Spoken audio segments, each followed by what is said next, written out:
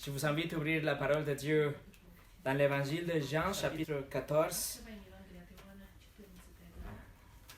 Jean, chapitre 14. Nous poursuivons notre étude sur les attributs de Dieu. Nous voulons savoir comment Dieu est, nous voulons le connaître beaucoup plus.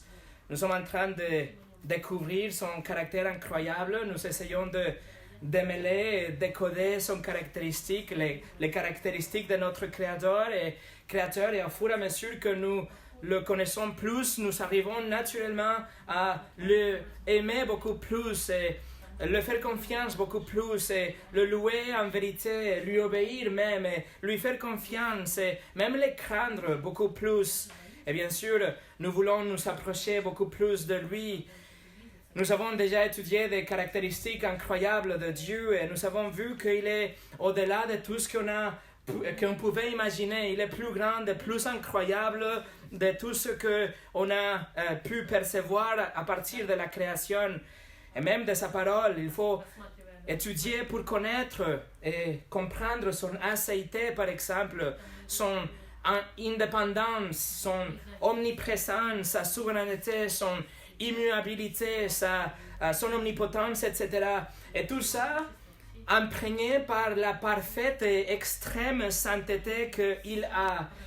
Et quand on voit tout ça, nous nous exclamons quel Dieu impressionnant que nous servons. Nous venons à comprendre comment il est formidable notre Dieu et quel privilège il est de le connaître. Aujourd'hui, nous allons examiner un attribut qui est communicable, c'est-à-dire c'est un attribut qu'il partage avec sa création. C'est quelque chose qui nous donne une dose de cet attribut. Ce n'est pas comme la omniprésence de Dieu, que c'est exclusive de Dieu. Aujourd'hui, nous allons voir qu'il nous donne cet attribut pour pouvoir le connaître plus, pour pouvoir vivre une vie chrétienne. On va parler de l'attribut de la véracité de Dieu. La véracité de Dieu. Le fait que Dieu est vrai. Dieu dit la vérité. Il est vrai en lui-même. Il révèle sa vérité parfaitement dans la parole qui est vraie. La véracité de Dieu établit un contraste incroyable et dramatique avec la culture d'aujourd'hui, où la subjectivité et la volatilité règnent autour de nous. Ponce Pilate a posé la question devant Jésus. Il a demandé « Qu'est-ce que la vérité ?» quelques moments avant de l'envoyer pour être crucifié. Qu'est-ce que la vérité? Le philosophe des siècles avant Jésus-Christ, comme Platon et Socrate, ils se demandaient si la vérité pouvait être quelque chose d'absolu. René Descartes et John Locke, ils ont poursuivi la vérité. Ils voulaient connaître la vérité aussi et voir s'il pouvait être aussi absolue à travers de ces branches de la philosophie qui s'appelle l'épistémologie. Le fondateur du mormonisme, Joseph Smith, il a dit « Le mormonisme est vrai ». Les témoins de Jéhovah, il affirme qu'il possède la vérité aussi. L'islam nous dit que l'islam est la vraie religion. Et les athées disent que la vérité est que nous ne pouvons pas connaître la vérité. Alors qu'est-ce que la vérité? Et comment les chrétiens, comment est-ce que nous pouvons affirmer que nous sommes les seuls détenteurs de la vérité de Dieu? Dieu est le Dieu de la vérité. Il est l'auteur de la vérité. Il est la source de la vérité. Et il est le dernier juge, le juge final, ce qui va déterminer ce que c'était vrai ou pas. Nous, aujourd'hui, nous allons donc explorer l'attribut de la véracité de Dieu. Mais avant de commencer, on va prier. Seigneur, nous venons vers toi humblement pour te demander de ton aide, pour comprendre l'attribut de la véracité de Dieu. Aide-nous, Seigneur, à comprendre, savoir pourquoi ce que nous croyons est vrai. Comment est-ce que nous pouvons connaître la vérité? Pourquoi nous sommes les seuls détenteurs de cette vérité? Seigneur, aide-nous et illumine nos cœurs pour qu'on sorte d'ici en sachant que nous connaissons la vérité de Dieu, qu'il n'y a pas une autre option, que toi es vrai et que tu as révélé la vérité à travers ton Fils et la parole, la Sainte Bible. Au nom de Jésus. Amen. Le message d'aujourd'hui s'appelle les attributs de Dieu, véracité. Alors, qu'est-ce qu'on veut dire quand on dit que Dieu est le Dieu de la véracité ou que Dieu est véritable? La première chose qu'on doit comprendre, c'est que Dieu est vrai à lui-même. Il est vrai, il est cohérent avec ses attributs, avec sa personne. Il est vrai parce qu'il ne prétend pas d'être quelqu'un qu'il n'est pas. Il est vrai parce qu'il est plein de la vérité et tout ce qu'il fait et il expose de lui-même est la vérité. Deuxièmement, nous devons comprendre que Dieu est vrai et donc il est absolument fiable. Il n'y a aucune fausseté en Dieu d'aucune sorte. Tous les plans de Dieu, tous les projets de Dieu, les principes, tout est vrai et précis et réel et factuel. Cela étant dit, nous allons explorer maintenant 5 aspects, 5 côtés de la vérité, de la véracité de Dieu. Première chose, véracité divine. Si nous sortons dans la rue, si nous pouvons demander aux gens qui passent dans la rue qu'est-ce que la vérité, nous sommes garantis de trouver une variété de réponses.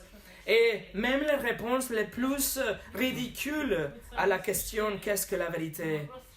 Et basiquement, toutes les réponses qu'on va entendre de gens dehors, ça va être quelque chose comme ça.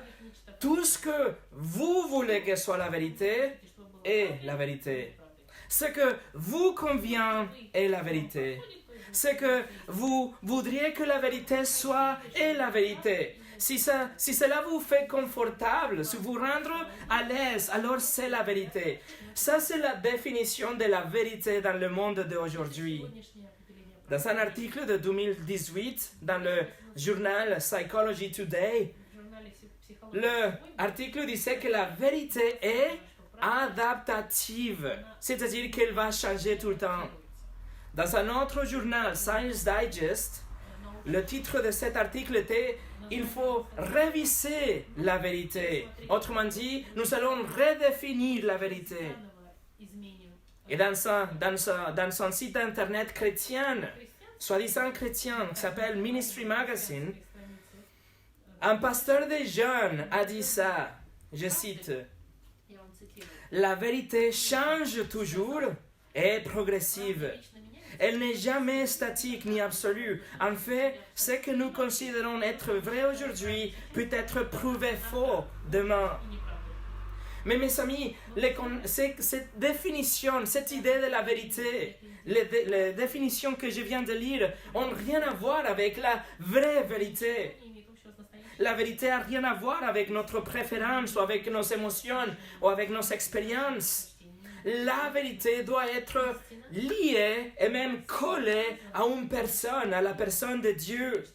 Pourquoi? Parce que seulement Dieu est plein de vérité. Seulement Dieu est vrai en lui-même. Seulement Dieu est fidèle et il est absolument fiable. C'est pour ça que nous ne pouvons pas définir la vérité en dehors ou en oubliant la personne de Dieu. John MacArthur a défini la vérité comme ça.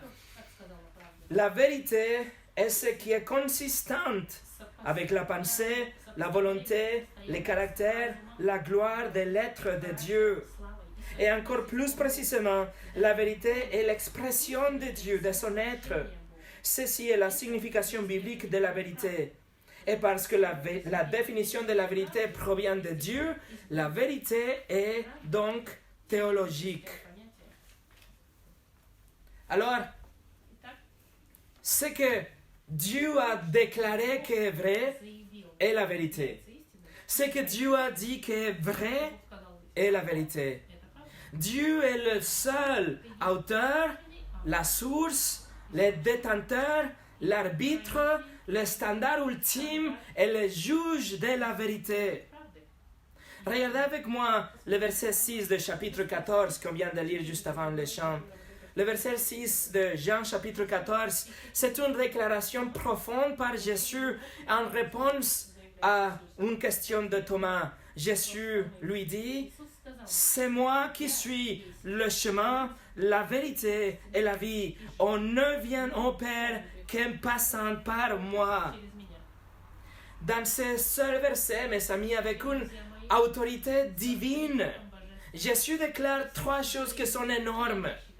La toute première chose, il dit, « Je suis le chemin. » Et la troisième chose, il dit, « Je suis la vie, celui qui donne la vie éternelle. » Et au milieu, il dit, « Je suis la vérité. » La vérité ne peut pas être trouvée nulle part ailleurs que dans la personne de Christ. La vérité ne peut pas être trouvée à l'intérieur de nous ou autour de nous. La vérité doit être trouvée dans la personne de Dieu, en Jésus-Christ. Jésus nous dit non seulement qu'il dit la vérité, il dit « Je suis la vérité ». Ça veut dire que c'est inutile de chercher la vérité quelque part ailleurs, surtout dans notre cœur, que la Bible nous dit qu'est mauvais et méchant et tortueux, que nous ne pouvons pas le comprendre, qu'il est expert pour nous décevoir dans toutes les choses. La vérité est à l'extérieur de nous et se trouve que dans la personne de Dieu, en Christ seulement. Écoutez ce verset, le psaume 31:5, Dieu est appelé Yahweh, le Dieu de la vérité.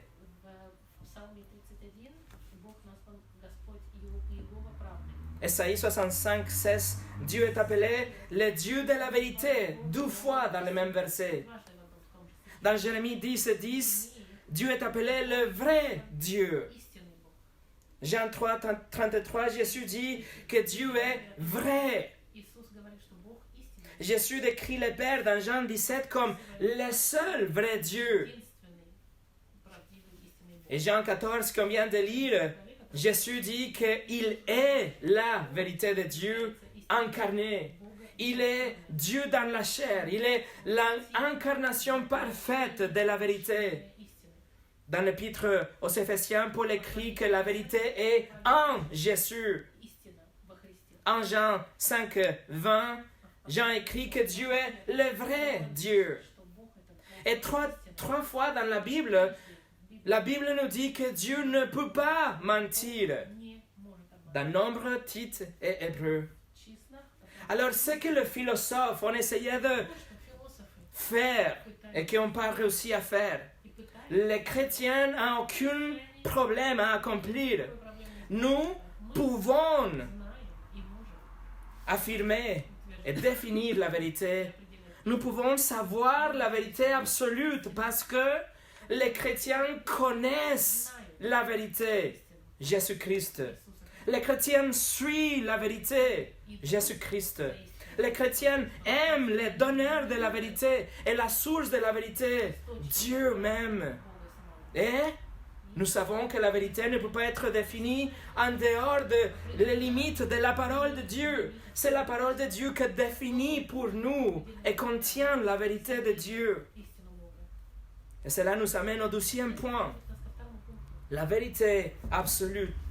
La vérité absolue. Y a-t-il quelque chose d'absolu dans ce monde?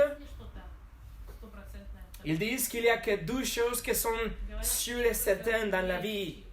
La mort et les impôts. Mais ça, c'est pas vrai parce que Jésus a vaincu la mort et il y a des milliards de personnes qui trichent dans les impôts chaque année. Alors, il semble qu'il n'y a rien d'absolu, rien qui ne change pas autour de nous. Il semble que tout est en train de changer. Si on regarde le monde aujourd'hui, est absolument différent qu'en février 2019. La culture, les craintes, les peurs des gens, la société, les priorités, tout a changé. Et même le soleil est en train de changer, la NASA dit dans leur site internet. La seule chose qui ne change jamais est la vérité. La vérité, ça va être toujours la même chose. Et la vérité découle de la parole de Dieu. La parole de Dieu nous donne la vérité de Dieu. Le psaume 119, verset 89 nous dit « Ta parole éternelle est pour toujours établie dans le ciel. » C'est la parole de Dieu qui est la seule chose qui est constante et absolue. La parole de Dieu ne change jamais. Elle est fixée pour toujours. Non seulement parce que Dieu ne change jamais, parce qu'il est immuable, mais aussi parce que la vérité ne change pas. Par définition, la vérité ne change jamais. Jésus a affirmé que l'Ancien Testament était inspiré de Dieu. Jésus a affirmé que l'Ancien Testament était vrai, tout ensemble, il était vrai parce qu'il vient de la source de la vérité, Dieu lui-même. Et ensuite, Jésus-Christ, il a autorisé ses disciples à continuer d'écrire la révélation de Dieu davantage. Regardez les versets 24 et 25 du chapitre 14. Pardon, 25 et 26. Je vous ai dit cela pendant que je suis encore avec vous, mais le défenseur, l'Esprit Saint que le Père enverra en mon nom, vous enseignera toutes choses et vous rappellera tout ce que je vous ai dit. Jésus est en train de dire que le Saint-Esprit viendra et qu'il va donner une dose supplémentaire de la vérité. Il va continuer à révéler la vérité de Dieu. Tournez au chapitre 16 de Jean. Jean 16, versets 12 et 13. Jésus dit, « J'ai encore beaucoup de choses à vous dire, mais vous ne pouvez pas les supporter maintenant.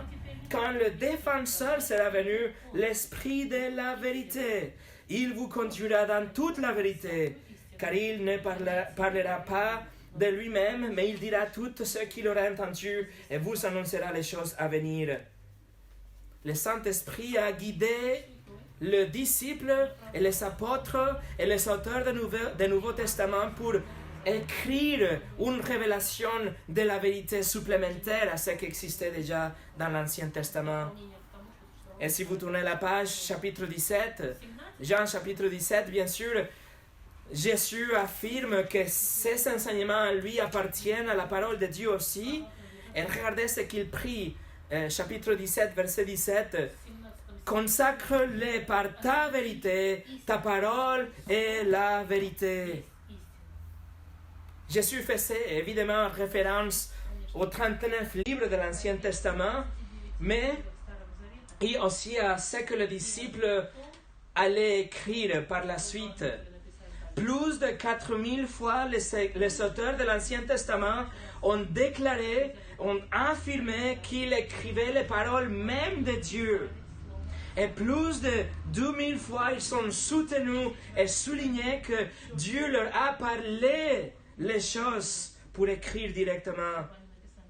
Mais la véracité de ces écritures s'étend aussi au Nouveau Testament. Les auteurs du Nouveau Testament, ils citent directement l'Ancien Testament plus de 320 fois. Et plus de 1000 fois, ils font référence à l'Ancien Testament aussi. Regardez le verset 14 du chapitre 17. Verset 14 du chapitre 17, il dit « Je leur ai donné ta parole ». Jésus a donné la parole de Dieu aux disciples. Et cela inclut les écrits du Nouveau Testament. Jésus met sur le même titre, ou le même parapluie, si vous voulez, les écrits du Nouveau et Ancien Testament pour dire « C'est la parole inspirée de Dieu ». Le verset 20 du chapitre 17, « Je ne prie pas pour eux seulement, mais encore pour ceux qui croiront en moi à travers de leur parole. » La parole des disciples, le Nouveau Testament. Alors la parole écrite de Dieu, mes amis, porte la vérité de Dieu. La parole écrite de Dieu est la vérité de Dieu. Et elle est immuable, elle ne change jamais, non seulement parce que Dieu ne change pas, mais parce que la vérité ne change jamais. Les Écritures ne peuvent pas nous décevoir. La Bible ne peut pas nous mentir. La Bible n'a pas une double intention, l'intention de vous tromper, de vous faire tomber. La parole de Dieu ne peut pas être jamais actualisée ou modifiée. La parole de Dieu ne sera jamais rendue inutile, ou rendue hors sujet, ou non pertinent parce que c'est un livre ancien. Non, elle sera toujours contemporaine parce que c'est la vérité de Dieu. Ésaïe 40, verset 8 nous dit « L'herbe sèche et la fleur morte, mais ta parole, la parole de Dieu, subsiste éternellement. » La vérité est absolue. La vérité ne changera jamais, que cela nous plaise ou non. La vérité est une seule, que cela nous le croyons ou non. Et la vérité est révélée seulement dans la Bible, qu'on l'accepte ou non. La vérité transcende les sociétés, les cultures, et les continents et les siècles. La vérité ne va jamais s'adopter à une philosophie du monde, une société en particulier, ou les nouvelles tendances de la vie. C'est pour cela que les gens, ils doivent entendre la parole de Dieu. Les gens, ils doivent venir écouter la parole de Dieu pure, inaltérée, la parole de Dieu. Les églises ne doivent pas adapter leur message et trouver des méthodes pour plaire à la culture, essayer de rendre la Bible actuelle. Non, la Bible est actuelle. Parce que la vérité ne change jamais. La Bible est contemporaine. La Bible est applicable aujourd'hui. Et c'est pour ça que nous la prêchons ici, dimanche après dimanche. La Bible n'a pas besoin d'être mise à jour ou adaptée. La Bible reste immuable, la seule vérité de Dieu. Steve Lawson a dit, l'Église la plus contemporaine est une Église qui enseigne la Bible, qui prêche la Bible. La parole de Dieu est plus actuelle que le journal de demain. Numéro 3, une vérité objective. Vérité objective. La vérité de Dieu nous est donnée dans des propositions objectives, dans des phrases qu'on peut lire, qu'on peut comprendre, des phrases et des histoires, des récits et des commandements avec des significations. La vérité de Dieu est cognitive, nous pouvons la savoir, n'est pas subjective, qu'il faut interpréter, que c'est peut-être noir, peut-être blanc. Non, la vérité de Dieu est objective, soit noire, soit blanche, inaltérable à travers les siècles, dans les pages de la Bible. La parole de Dieu est la vérité de Dieu. Non seulement contient la vérité de Dieu, mais elle est la vérité de Dieu. Si quelque chose peut être vrai aujourd'hui, doit être défini à travers d'une lentille biblique. Nous devons discerner le monde à travers de la vérité de la parole de Dieu. Et à ce moment-là, à ce point ici, quelques sceptiques seraient prompts à dire, mais attendez, ça c'est de raisonnement circulaire. Vous êtes en train de dire, la Bible est vraie parce que la Bible dit qu'elle est vraie. Et pour un chrétien, c'est tout à fait juste et suffisante. Pour un chrétien, c'est ça. La Bible nous dit qu'elle est vraie, et la Bible est vraie parce qu'elle dit qu'elle est vraie, et elle s'est authentifiée, et c'est tout. Pour un chrétien, il y a un sens. C'est vrai, c'est tout. Par contre, nous pouvons arriver à la même conclusion d'une façon logique aussi. Si Dieu est un être d'une grandeur maximale, il serait vrai. Et tout ce qu'il dirait, ça serait la vérité. S'il ne serait pas un être maximalement grand, alors il pourrait ne pas dire la vérité. Mais parce que Dieu est un être d'une grandeur maximale, alors ce qu'il dit doit être la vérité. Et Dieu dit que la Bible est vraie. Par conséquent, la Bible est vraie. Fin de la discussion. Et vous dites, oui, mais il y a des autres religions qui utilisent la Bible et ils arrivent à des autres conclusions et ils disent que c'est la vérité aussi. Réponse, oui, ils sont la Bible, mais ils sont aussi des autres livres et des traditions pour interpréter la Bible. Les Mormons utilisent une autre littérature, ils utilisent leur propre écrit pour interpréter la parole de Dieu et avec ça, ils mélangent la vérité avec des poissons. Les témoins de Jéhovah interdisent l'étude de la parole de Dieu par eux-mêmes. Ils doivent s'appuyer dans des écrits qu'ils publient eux-mêmes. Et avec ça, ils interprètent la Bible par leurs propres écrits. L'islam utilise des éléments de la Bible, mais développe ensuite une autre histoire complètement différente à l'histoire de la Bible. Les catholiques utilisent le pape et les magistères pour justifier leur tradition et pour arriver à une doctrine contre-biblique.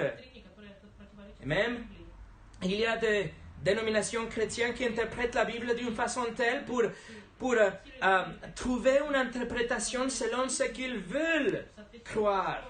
Ils justifient leurs propres croyances en cherchant ou imposant des significations au texte en lieu de trouver le vrai sens du texte. Et la liste continue. Et la leçon est claire. Il ne faut pas s'écarter de la parole de Dieu comme la seule révélation de la vérité divine. Dieu ne peut pas mentir, Dieu ne peut pas nous tromper, et sa parole est la seule vérité. Si on reste dans ces limites de la parole, nous aurons toujours la vérité, non adultérée, non mélangée, pure vérité de Dieu. Paul écrit aux Romains, chapitre 3, verset 4, « Reconnaissons que Dieu est vrai et tout homme menteur. » C'est aussi simple que cela, mes amis. Si Dieu l'a dit est vrai, si Dieu ne l'a pas dit n'est pas vrai. Peu importe ce que nous pensons qu'est la vérité, peu importe ce que nous ressentons qu'est la vérité, peu importe ce que nous avons toujours cru qu'est la vérité, ce qui compte, c'est ce que Dieu en dit. La vérité est objective, et soit blanche, soit noire, elle n'est pas empirique. La vérité n'est pas quelque chose qui doit avoir un sens. La vérité n'est pas pragmatique, quelque chose qui doit marcher logiquement. La vérité ne doit pas être rationalistique, quelque chose qu'on peut prouver avec la raison. La vérité ne doit pas être émotiviste, quelque chose que je sente qu'est la vérité. La vérité est objective. La vérité est limitée, est constante et éternelle. La vérité, nous l'avons dans les 66 livres de la Bible que nous avons devant nous aujourd'hui. Et avec l'aide du Saint-Esprit, nous sommes illuminés pour comprendre la vérité et ensuite la appliquer dans notre vie. La vérité de Dieu est la seule base, le fondament inébranlable de notre foi et de notre éternité. Écoutez ce que Charles Riley a écrit. Une seule vérité vient de Dieu, car depuis que le péché est entré dans le flot de l'histoire, l'homme a créé ce qu'il appelle la vérité, mais qu'il ne l'est pas. De plus, il a perverti, émoussé, dilué et corrompu ce qui était à l'origine la vraie vérité qui venait de Dieu. Pour nous, aujourd'hui, le seul canon infaillible pour déterminer la vraie vérité, c'est la parole écrite de Dieu. Numéro 3. Vérité singulière. La vérité singulière. La vérité de Dieu se présente comme un corps unifié. Le corps de la vérité, nous le trouvons dans la parole de Dieu, et la vérité ne peut pas se contredire avec la vérité aussi. Tout ce que la Bible semble de dire contraire à ce que la Bible avait déjà dit, ce n'est pas un problème du texte, c'est plutôt un problème de notre interprétation. Le problème se trouve en nous. Par exemple, Matthieu 27, 28 nous dit que Jésus était habillé avec un manteau écarlate quand il était devant Pilate. Mais Jean 19, 2 nous dit que le manteau était de couleur pourpre. Et en fait, le grec a deux mots différents, c'est deux couleurs vraiment différentes. Alors, est-ce que c'est une contradiction dans la Bible? Pas du tout.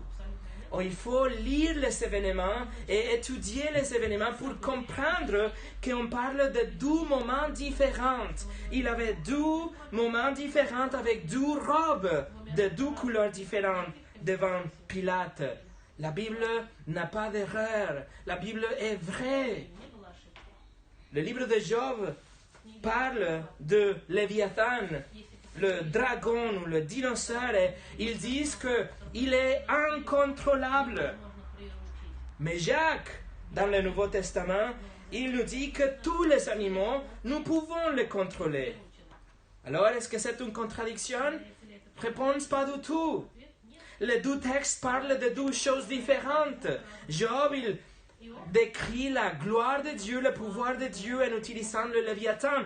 Et Jacques, tout simplement, ils disent que tous les animaux, nous pouvons les apprivoiser. En général, les animaux autour de lui, les animaux qu'il connaissent, en contraste avec la langue, que nous ne pouvons pas la maîtriser facilement. Alors la Bible est inhérente. La Bible est sans erreur. Elle va toujours vous dire la vérité parce que Dieu dit toujours la vérité. Et au fur et à mesure que vous laissez que la vérité de Dieu illumine votre cœur, vous serez de plus en plus capable pour discerner le monde et distinguer le bien et le mal, et la vérité selon la parole de Dieu et la vérité selon ce que la culture nous dit qu'est la vérité. Vous allez voir le monde d'une façon correcte. Vous allez poursuivre ce qui est bien selon la parole de Dieu, pas selon le monde d'aujourd'hui. C'est pour ça que le psaume 119, 105 nous dit « Ta parole, la parole est une lampe à mes pieds, est une lumière sur mon sentier. Je serai perdu sans la parole de Dieu. » La parole de Dieu est tout à fait fiable. Nous pouvons lui faire confiance. La parole de Dieu est sûre. La parole de Dieu ne va jamais nous amener dans un chemin de fausseté. Le Dieu du mormonisme, par exemple, il n'est pas cohérent avec lui-même. Le Dieu du mormonisme a dit que le mormon, il doit boire du vin pendant la Sainte Seine, mais après il a changé d'avis, il a dit non, il ne faut pas boire du vin. Joseph Smith, le fondateur du mormonisme, il a dit qu'il n'avait jamais vu Dieu le Père dans sa première vision, mais après quelques années, il s'est rappelé que oui, il avait vu Dieu. Le Saint-Esprit ne va jamais faire ça. Le Saint-Esprit est l'Esprit de la vérité. Et tout ce qu'il révèle est la vérité. Si le Saint-Esprit révèle quelque chose qui est contradictoire avec une autre révélation, nous pouvons être sûrs que ce n'est pas le Saint-Esprit. Mes amis, nous sommes tellement bénis d'avoir une révélation ici, avoir la vérité de la Bible dans 66 livres aujourd'hui. Avoir une vérité singulière. Nous ne devons pas aller ailleurs et chercher la vérité. Nous l'avons ici, dans un seul volume préservé pour nous. La révélation que Dieu a voulu donner à l'humanité, vous l'avez déjà là. Dieu ne va pas révéler des autres moyens pour que les hommes soient sauvés. Il a tout déjà dit. Il a déjà communiqué un seul message, de la Genèse jusqu'à l'Apocalypse. Comment l'homme peut être sauvé et avoir la vie éternelle. Et si nous nous éloignons de la vérité de Dieu, alors nous allons tomber dans l'erreur et la hérésie.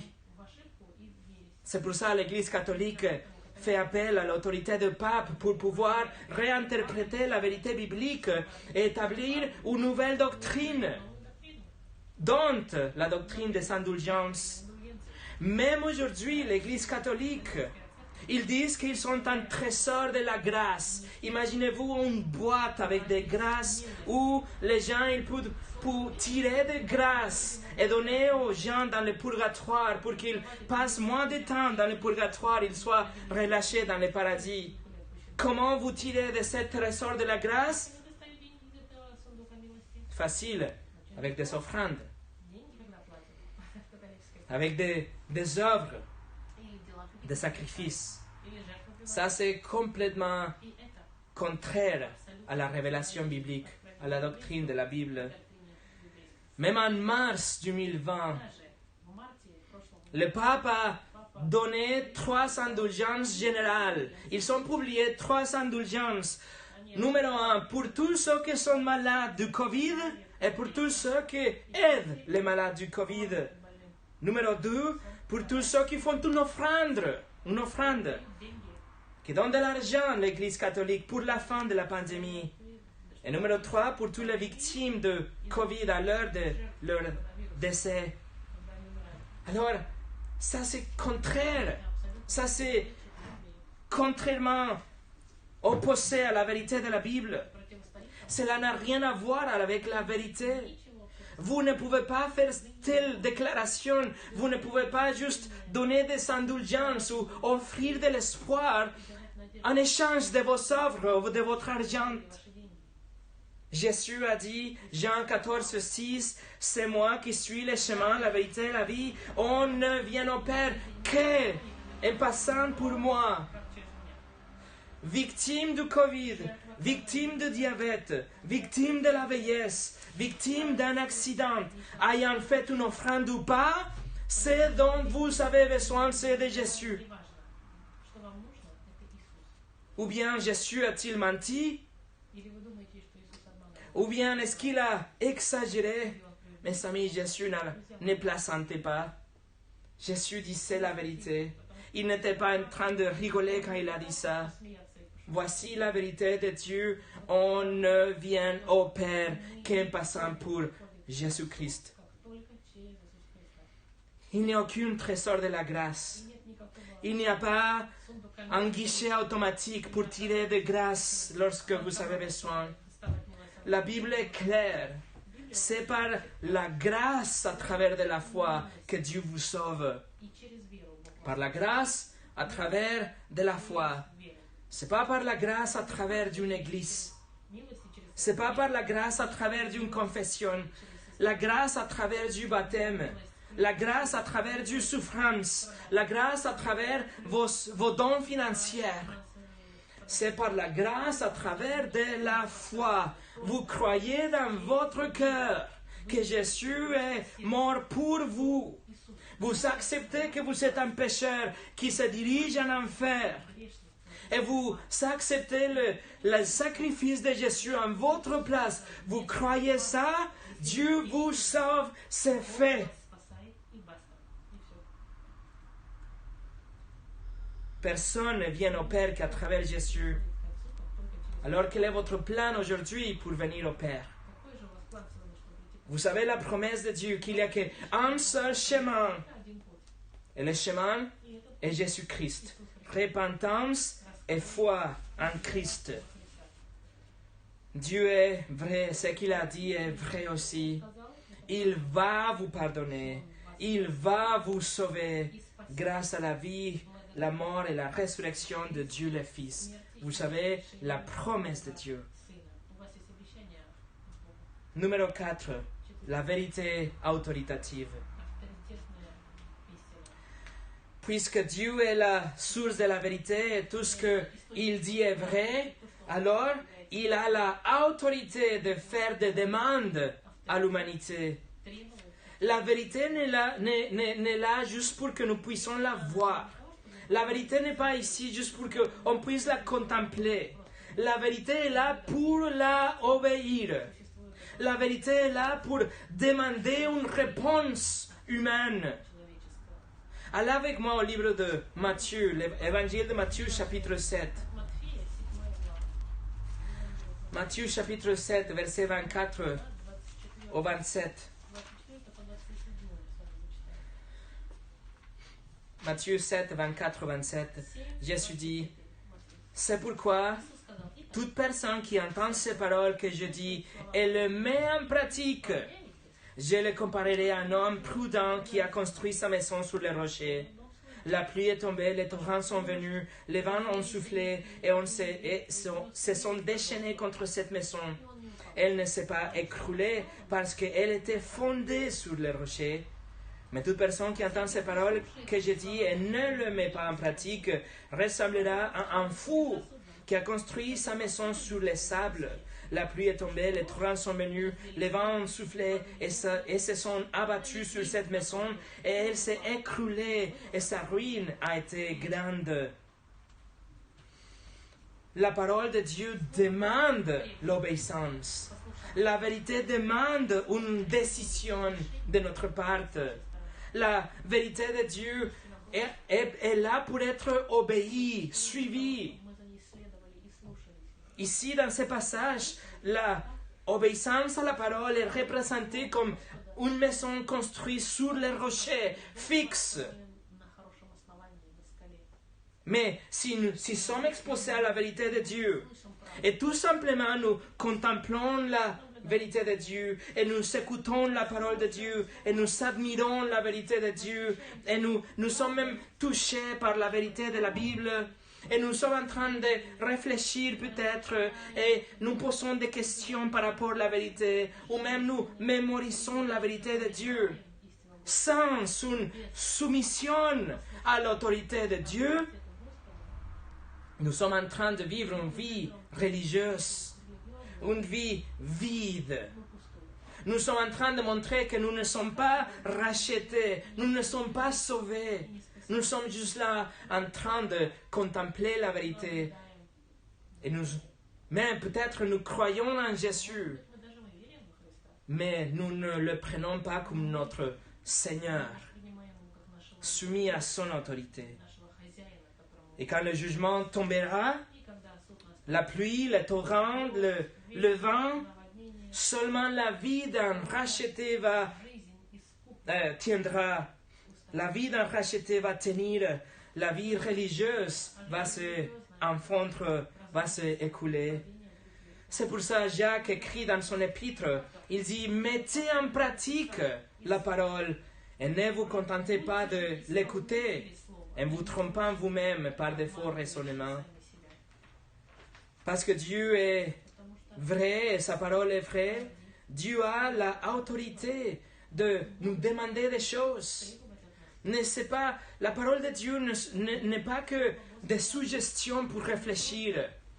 Ce n'est pas un bon conseil pour prendre en compte, mais il demande notre réponse. Il demande notre obéissance. Paul a prêché dans le livre des Actes, chapitre 17, versets 30 et 31. Sans tenir en compte des temps d'ignorance, Dieu annonce maintenant à tous les êtres humains, partout où ils se trouvent, qu'il doit se repentir. Parce qu'il a fixé un jour où il jugera le monde avec justice par l'homme qu'il a dessiné. Il en donne à tous une preuve certaine en le ressuscitant. Et dans l'épître aux Romains, chapitre 10, verset 13, il dit en effet, toute personne qui fera appel au nom du Seigneur sera sauvée. Vous devez appeler le nom du Seigneur Jésus-Christ. Vous devez venir à lui avec la repentance, avec un cœur humble, et il va vous sauver. C'est la vérité de Dieu. Il va vous pardonner. Ce n'est pas une question de peut-être, on verra. Il va vous nettoyer de tous vos péchés. Et il va vous habiller avec sa vie parfaite pour que vous puissiez avoir la vie éternelle. Pas parce que vous le méritez, mais parce que Dieu l'a déclaré dans sa vérité. Avec toute l'autorité de Dieu, il a dit que c'est comme ça. Et pour finir, une vérité fidèle. tout ce que Dieu nous a communiqué, tout ce que Dieu dit par rapport à lui, par rapport au monde, par rapport au salut, il le dit pour que nous puissions nous appuyer sur la vérité de Dieu. Si Dieu était omnipotent, indépendant, souverain, omniscient, immuable, omniprésent, mais s'il n'était vrai, il serait un tyran. Quelqu'un avec un pouvoir infini, mais en qui il n'y a pas de vérité. Mais il nous a donné sa vérité. Il nous a donné sa vérité qui sera toujours vraie. Le psaume 119-160 nous dit, le fondement de ta parole, c'est la vérité. Et tous les justes sentences sont éternelles. La vérité de Dieu est éternelle, mes amis, ne vous trompez pas. Donc, si la vérité de Dieu est immuable, éternelle, alors la fidélité de Dieu est aussi immuable et éternelle. La fidélité de Dieu est le thème de toutes les Écritures. C'est une grande bénédiction pour notre cœur. On chante ensemble, grande est ta fidélité. Fidélité, pourquoi? Parce que la fidélité de Dieu est la base pour ses promesses et la base pour ses alliances. La fidélité de Dieu est une sécurité intemporelle pour ses enfants. La fidélité de Dieu est l'assurance pour tous les croyants. La fidélité de Dieu nous permet de nous échapper de la tentation lorsqu'il vient. La fidélité de Dieu est la base pour la persévérance de tous les croyants. Pourquoi Dieu est fidèle? Parce qu'il est vrai. Parce qu'en dehors de lui, en dehors de la parole de Dieu, il n'y a pas de vérité. Alors, qu'est-ce que la vérité? Pilate a demandé, qu'est-ce que la vérité? Et la réponse s'est trouvée en face de lui. Jésus-Christ est la vérité. La vérité, pas l'opinion de quelqu'un, pas l'imagination de quelqu'un, mais c'est que Dieu a déclaré que la vérité. Et avec condescendance, Dieu nous a donné la source de toute vérité. Il nous a donné sa parole révélée. Et la façon dont nous répondons à la vérité de Dieu aura des conséquences éternelles. Soit vous acceptez les cadeaux gratuits que Dieu vous donne par la grâce en Jésus-Christ, soit vous allez faire face à la colère de Dieu avec chacun de vos péchés devant vous exposés dans le jour du jugement. Mais si vous avez déjà répondu à l'appel de l'Évangile, si vous vous êtes détourné de vos péchés, vous avez cru que Jésus est votre Seigneur et votre Sauveur, alors vous devez garder la véracité de Dieu devant vous pour tous les jours de votre vie. Parce que ça veut dire que chacun de toutes les promesses de Dieu sont pour vous, sont vraies pour vous. Vous savez la promesse d'un pardon immédiat lorsque vous vous repentez. Vous savez la promesse de la provision de tous vos besoins quotidiens. Vous savez la promesse de Dieu qui répond vos prières. Il vous donnera une sortie de secours lorsque la tentation vient. Il va vous garder sauvé jusqu'à la fin. Il va vous donner un héritage ensemble avec Christ. Et il vous donnera un nouveau corps, encore glorifié lors de la résurrection pour être devant lui pour toujours. Vous savez la promesse de la fidélité de Dieu, parce que Dieu est vrai. La parole de Dieu est vraie. La vérité de Dieu est objective. La vérité de Dieu est ici, dans la parole de Dieu. La parole de Dieu est vraie et la vérité de Dieu est singulière, autoritative. Et la vérité, on la trouve en Jésus-Christ. En fait, la vérité est Jésus-Christ. Voici votre Dieu, le vrai Dieu de la Bible. Prions. Seigneur, nous te remercions pour la vérité. Nous te remercions pour ta parole qui nous guide dans toute vérité. Nous te remercions pour ton esprit qui nous apprend la vérité. Et nous te remercions pour ton Fils qui est la vérité.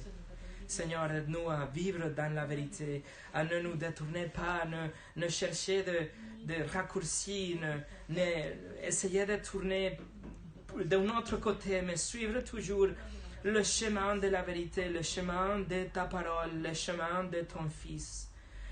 Seigneur, change-nous pour marcher dans la vérité, pour être des enfants dignes d'être appelés les enfants de Dieu de la vérité, le vrai Dieu.